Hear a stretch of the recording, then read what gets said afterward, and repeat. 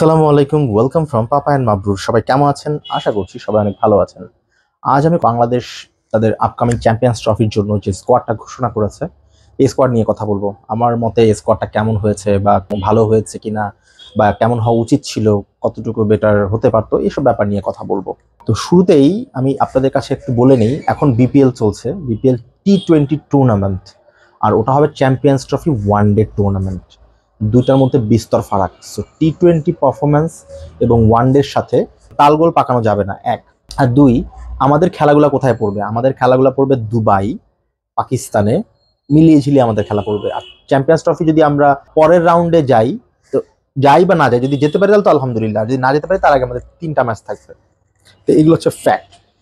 বর্তমান বিপিএল T20-কে মেলাতে যাচ্ছে না, এই জন্যই এটা একটা T20 টুর্নামেন্ট, এক। আর দুই, মোস্ট অফ দ্য গেমে আমরা দেখতে পাচ্ছি কোয়ালিটিলেস, ক্লাসলেস বোলারদের এগেনস্টে ব্যাটাররা খেলছে, ফ্ল্যাট উইকেটে, বাউন্ডারি ছোট, ম্যাচের মধ্যে অনেক অনাকাঙ্ক্ষিত ইনসিডেন্ট দেখতে পাচ্ছি। তো এই সব বিলিয়ে ঝিলিয়ে বলবো, এই ফ্র্যাঞ্চাইজি টুর্নামেন্টের সাথে যেন আমরা তালগোল না পাকাই। শুরুতেই আমি একটু জাস্ট আপনাদেরকে বলছি, আপনারা হয়তো ইতিমধ্যে জেনে গেছেন যে স্কোয়াডে কারা আছে।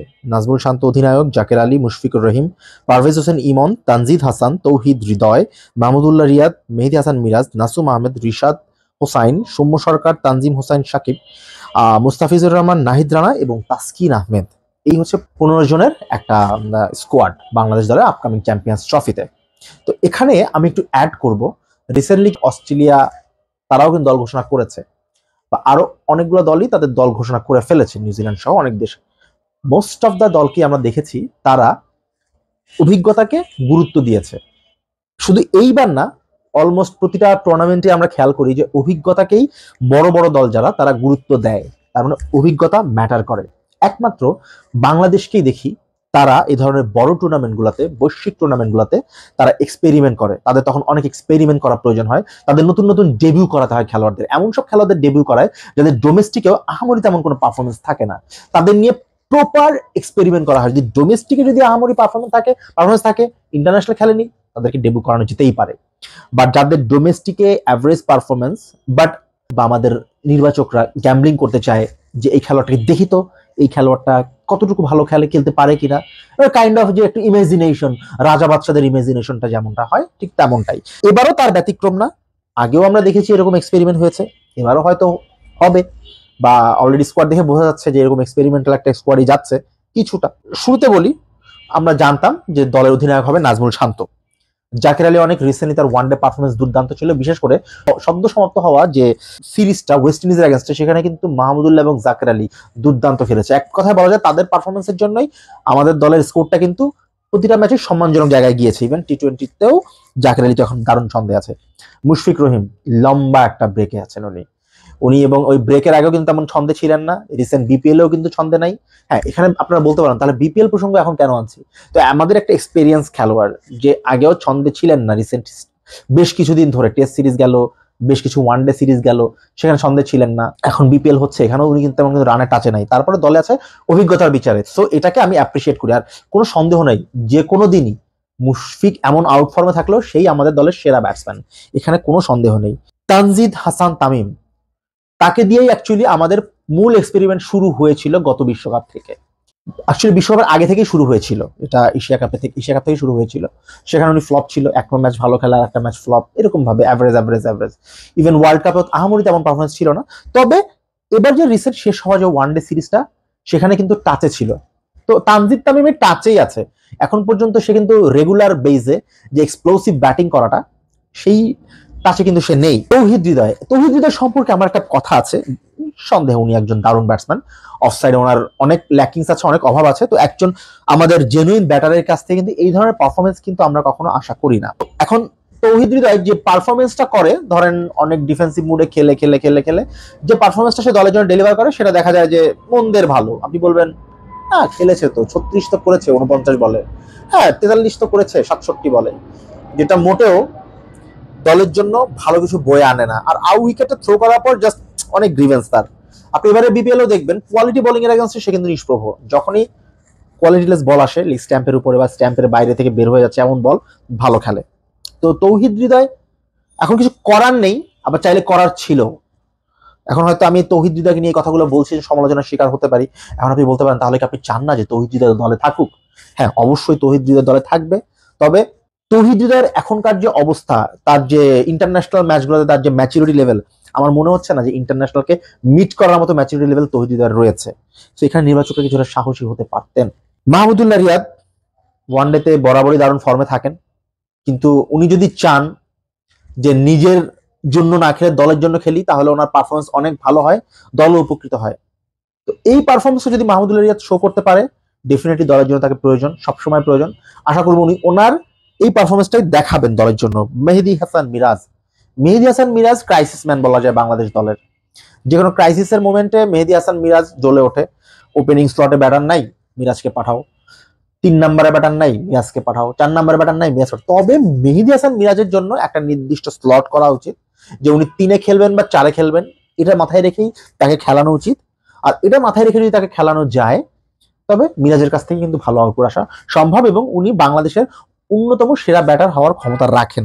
সো উনিও রাইট পিক। নাসুম আহমেদ, যেহেতু সাকিব নেই, আমি ডেফিনেটলি বলবো এখানে পুরা পলিটিক্যাল রিজনেই সাকিব আল হাসানকে দলে রাখা হয়নি। সো অটো চয়েস নাসুম রাখতে হবে, ম্যান্ডেটরি। একটা বাঁহাতি স্পিনার দলে প্রয়োজন সব সময়। Rishad Hossain no doubt right pick. Soumya Sarkar, এখানে কোনো সন্দেহ আসবে না, দারুণ ফর্মে আছে, রাইট পিক। তানজিম হাসান সাকিব, এই মুহূর্তে বাংলাদেশে যদি কোনো অ্যাগ্রেসিভ ক্রিকেটার থাকে, বডি ল্যাঙ্গুয়েজ বলেন বা তার ক্রিকেটীয় মেধা বলেন, সেখানে সবার আগে নামটা চলে আসবে এই সাকিবের। আর সাকিব, আমি মনে করি সামনে বাংলাদেশ দলের বোলিং লাইন আপটাকে উনি ভালোভাবে নেতৃত্ব দিতে পারবেন। নাহিদ রানা, নিউ সেন্সেশন এবং most wanted fast bowler, definitely তাকে দলের প্রয়োজন। মুস্তাফিজুর রহমান, এখানে আমার কথা আছে। বহু বছর হয়ে গেছে মুস্তাফিজ তার ফিজিও ছন্দে নেই, আপনি মানেন আর না মানেন।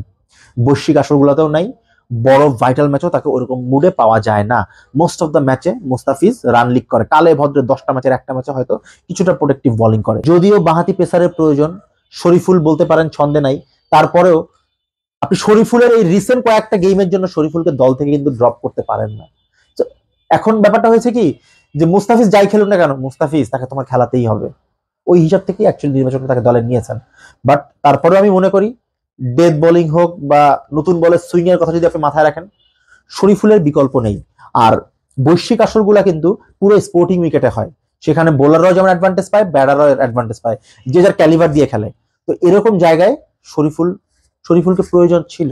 তাসকিন আহমেদ, তাকে নিয়ে কিচ্ছু বলার নেই, তিনি অটো চয়েস। যদি দলে একজন খেলা যেতে হয় সেটা তাসকিন যাবে। So Taskin definitely right choice. So এই ফাস্ট বোলিং লাইন আপে আমি যাকে মিস করছি সে হচ্ছে শরীফুল এবং হাসান মাহমুদ। রিসেন্ট হিস্ট্রিতে হাসান মাহমুদের বলে দারুণ ভ্যারিয়েশন এসছে। আপনার টেস্ট ম্যাচে খেয়াল করবেন, নতুন বলে ভালো সুইং পাচ্ছে। আপনি টি-20-র ডেথ ওভারে খেয়াল করবেন, প্রতিটা বল ব্লকে ফেলে যাচ্ছে এক নিষ্ঠায়।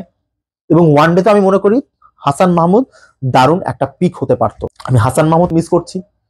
আমি মিস করছি আনামুল বিজয়কে মিস করছি এই কারণে, কারণ ডোমেস্টিকে যদি পারফর্ম করার মতো কোনো ক্রিকেটার থাকে বাংলাদেশ দলে, সেটা আনামুল হক বিজয়। এখন আপনি বলতে পারেন টি-20 বিপিএল তো সে ওই রকম ফর্মে নাই। ভাই ফর্মে আছে, আমি তো আগেই বলেছি টি-20 ওয়ানডে দুই জিনিস, একটার সাথে আর একটা ঘোলানো যাবে না।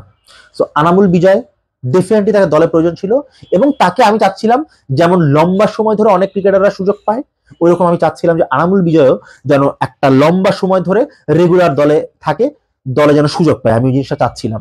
নুরুল হাসান সোহান, এখন সোহানকে দলে নেওয়া হয়নি, এটা একদিকে যৌক্তিক, যদিও সে এখন ফর্মে আছে। আমি সবসময় চাই সোহান দলে থাকুক, দেশ সেরা উইকেট কিপার, দেশ সেরা ক্রিকেট মস্তিষ্ক বলা যায় নুরুল হাসান সোহানকে। বাট আমি এই জন্যই বলছি না, কারণ রিসেন্টলি উনি কিছুটা ইনজুরিতে ছিলেন এবং ইন্টারন্যাশনাল ক্রিকেট থেকে কিছুটা দূরে আছেন। সো যেহেতু চ্যাম্পিয়ন্স ট্রফিতে পিক হয়নি, আশা করবো পরের সিরিজগুলোতে পিক হবে, এবং নুরুল হাসান সোহানকে বাংলাদেশ ন্যাশনাল টিমে আসলেই প্রয়োজন। এবার চলে আসবো একটা কন্ট্রোভার্সিয়াল পিক আমার মতে, পারভেজ হোসেন ইমন। দলে দেখেন কিপার হিসেবে রয়েছে জাকির আলী অনিক, মুশফিক কিন্তু কিপিং এর মুডে নেই। সো জাকির আলী অনিকের ব্যাকআপ কিপার কে হবে? পারভেজ হোসেন ইমন। আপনি ইমনকে কি ব্যাকআপ কিপার হিসেবে নিচ্ছেন, বা আপনার দলের ব্যাকআপ কিপারটা কোথায়? তো নির্বাচকদের এই জিনিসগুলো একটু জাজমেন্টের প্রয়োজন ছিল। শরীফুল, আনামুল বিজয়, নুরুল হাসান সোহান, এবং সর্বশেষ যে নামটা আমি বলবো লিটন কুমার দাস। এখন আপনি বলতেই পারেন যে লিটন কুমার দাস তো দারুণ ফর্মে ব্যাক করেছে এবং উনিও দেশের একজন কিপার, তবে লিটনের বাদ পাওয়াটা যৌক্তিক কিনা?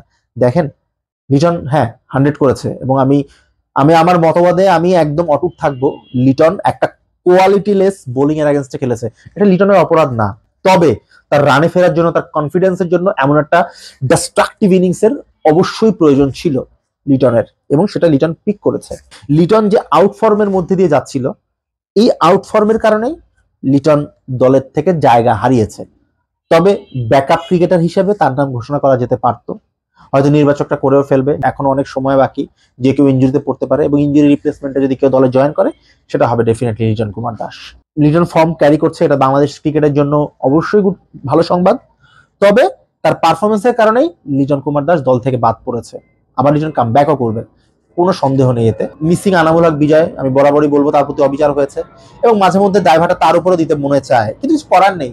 মৃত্যু খুব একটাই খোলা রাখেন, আর এই জন্যই দেখা যায় most of the time Anamul হকের জন্য খারাপ সময় বয়ে আসে।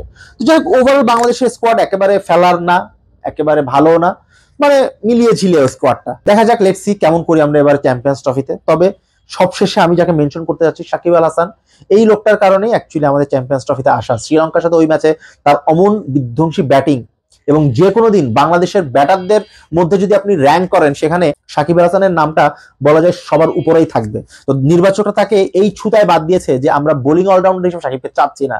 তো এটা সম্পূর্ণ একটা ভুল কথা, এটা আমরা সবাই জানি, ইটস ওপেন সিক্রেট।